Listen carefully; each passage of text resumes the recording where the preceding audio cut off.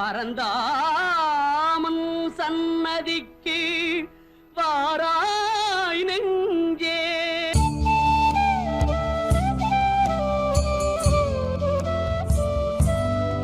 என்னை ஆட்கொண்டு வழிநடத்துவன் சச்சிதானந்த சக்குருமூர்த்தியின் திருப்பாதங்கள் கோடி கோடி நமஸ்காரம். அன்பான பக்தர்களே, இன்று ஞாயிற்றுக்கிழமை மிக முக்கியமான ஒரு நாள், அதாவது சூரிய பகவானுக்குரிய நாள். இந்த சூரிய பகவானுக்குரிய நன்னாளில் நாங்கள் எல்லோரும் அதிகாலை பிரம்ம முகூர்த்தத்தில் 4 மணிக்கு எழுந்து குளிச்சு முழுகி குறைந்தது ஒரு 21 தடவை என்று சொன்னாலும் காயத்ரி மந்திரம் ஜபம் பண்ணி நம்ம சுவாசத்தையோ இல்லை அப்படி இல்லாட்டி புருவ மத்தியோ கவனித்து தியானம் பண்ணும்போது எங்களுக்குள்ள ஒரு பெரிய மாபெரும் சக்தி ஆற்றல், ஒரு ஆளுக்கு ஒரு திறமை இறைவன் படைச்சிருக்கார். அப்படிப்பட்ட திறமை நாங்கள் தெரியாமல் செய்த கர்மபிணைகள் எல்லாம் மூடப்பட்டிருக்கு. அதனால் இன்றைக்கு எதையும் செய்ய முடியாத அளவுக்கு எதிலையும் ஒரு ஆர்வம், சந்தோஷம், ஒரு விருப்பம் இல்லாத மாதிரி வாழ்ந்து கொண்டிருக்கிறோம். ஏன்னு சொன்னால் நாங்கள் எங்களுக்குரிய எந்த வேலை எங்களுக்கு செய்கிறோமோ அந்த வேலை செய்யும்போது தான் மனத்தில் ஒரு நிம்மதி, ஒரு ஆனந்தம், ஒரு உற்சாகம், அதுக்குரிய வர்ற அந்த வருமானத்தில் அதை கொண்டு செய்யக்கூடிய ஒரு அறிவு நமக்கு ஏற்படும்.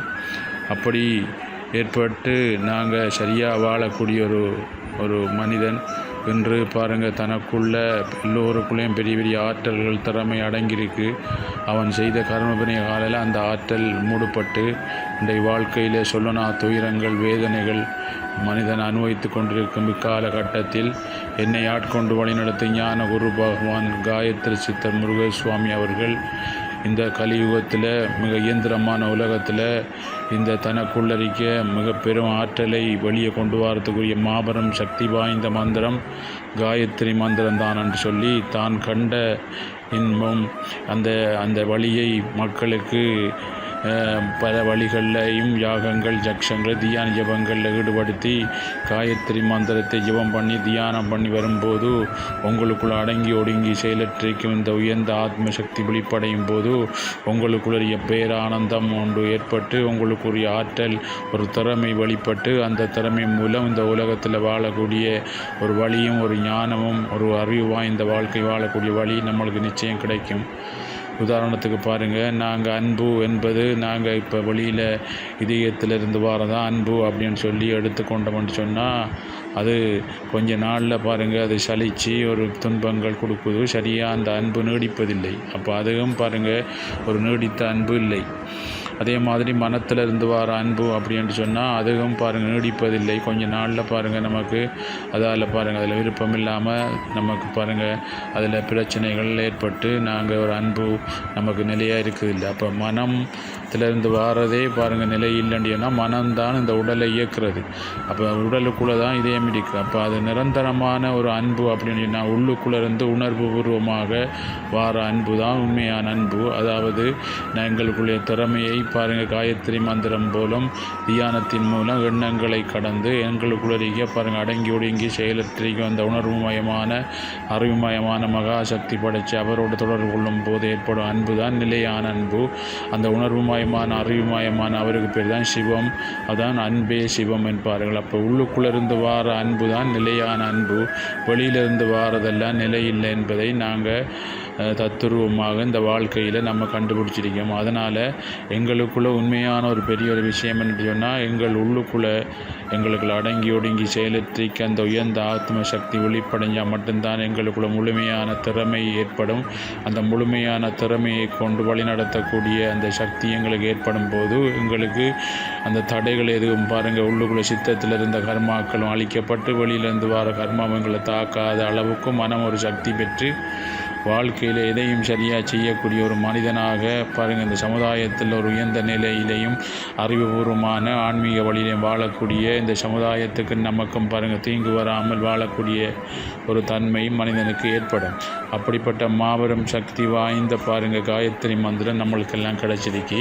அந்த காயத்ரி மந்திரத்தை அதிகாலை பிரம்ம முகூர்த்தத்தை ஏன்னு சொன்னால் எல்லாத்துக்கும் நாங்கள் நாள் பார்த்து கொண்டு இந்த நாளில் நடந்தால் இந்த நேரத்தில் நடந்தால் எங்களுக்கு எல்லாம் நடக்கும், நல்ல அதை கொண்டு ஒரு நம்பிக்கை இருக்கிற மாதிரி கடவுளை பாருங்கள். பிரம்ம முகூர்த்தத்தில் அந்த நேரத்தில் நாங்கள் எழும்பி குளித்து மூழ்கி பாருங்கள் தியானம் பண்ணும்போது அவருடைய முழுமையான அருள் எங்களுக்கு கிடைக்கும். ஏன்னு சொன்னால் எல்லா ஜீவராசிகளும் உறக்க நிலையில் இருக்கும் போது எங்களை கனவு நிலை உறக்க நிலை விழிப்பு நிலை இருக்கிற அந்த பிரம்மம் மட்டும்தான் விழிப்பு நிலை இருக்கும் போது அவருடன் நாங்கள் தொடர்பு கொள்ளும் போது எங்களுக்கு அமைதியற்ற சூழலில் வாழ்ந்து கொண்டிருக்க எங்களுக்கு ஒரு அமைதியான தன்மை ஏற்பட்டு எங்களுக்குள்ள இருக்க ஒரு அமைதிபூர்வமான இன்பமும் துன்பம் இல்லானே உள்ளானன்னு சொல்லி மாணிக்கவாசி சொன்ன மாதிரி அந்த இன்பம் துன்பம் மனத்துக்குரியதும் உலகத்துக்குரியது தான் அந்த இன்பம்.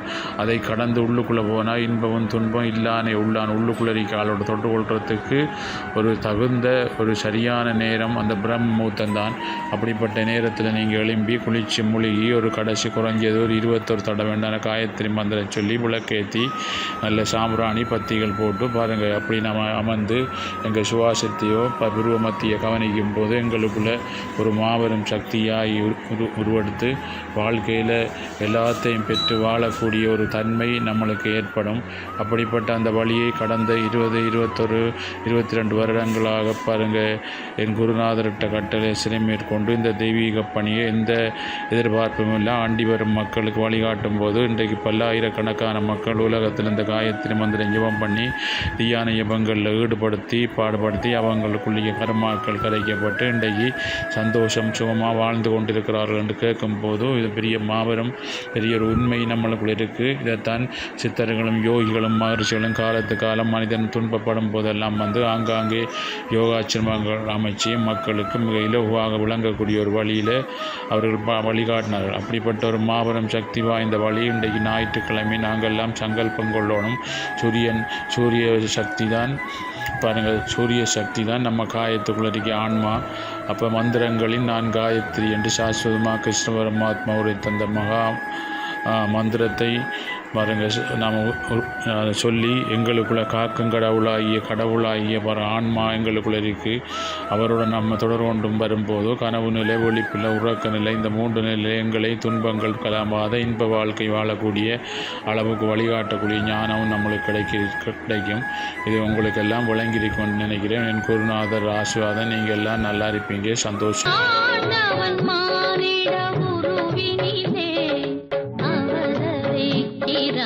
உலகினிலே